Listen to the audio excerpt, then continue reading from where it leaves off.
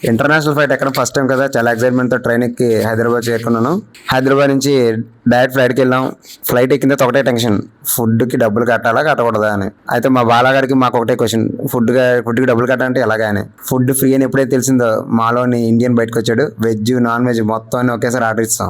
Non వెజ్లో ఒక mutton hot dog, అలాగే కొంచెం ఎగ్ ఆమ్లెట్, ఉడికిన బంగాళదుంపలు, తొక్క తీలింది. ఇంట్లో తొక్క తీసి తింటాం, ఇక్కడ తొక్క తీయకుండా తినాల్సి వస్తుంది. కొంచెం చట్నీ ఇచ్చాడు, పచ్చికొండ పాలకూర ఇచ్చాడు. లాస్ట్కి ఎలాగోలాగి నాన్ వెజ్ని కంప్లీట్ చేసిన తర్వాత ఇంకోటి ఏదో తినాలి కదా, వెజ్ కూడా ఆర్డర్ ఇచ్చాం.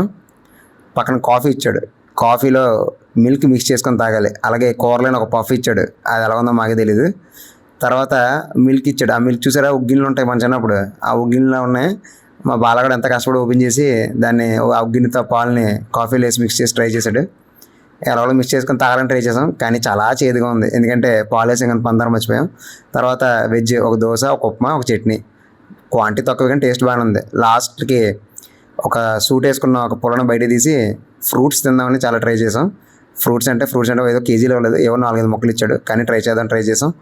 ఫ్రూట్స్తో పాటు ఒక జామ్ కూడా ఇచ్చాడు, మిక్స్డ్ ఫ్రూట్ జామ్ అంటే మా వాడు అనుకున్నాడు ఆ ఫ్రూట్స్లో జామ్ మిక్స్ చేయలేము అనుకున్నాడు. కాదు, ఆ జామ్లోనే ఫ్రూట్స్ అన్నీ మిక్స్ అయి ఉంటాయి.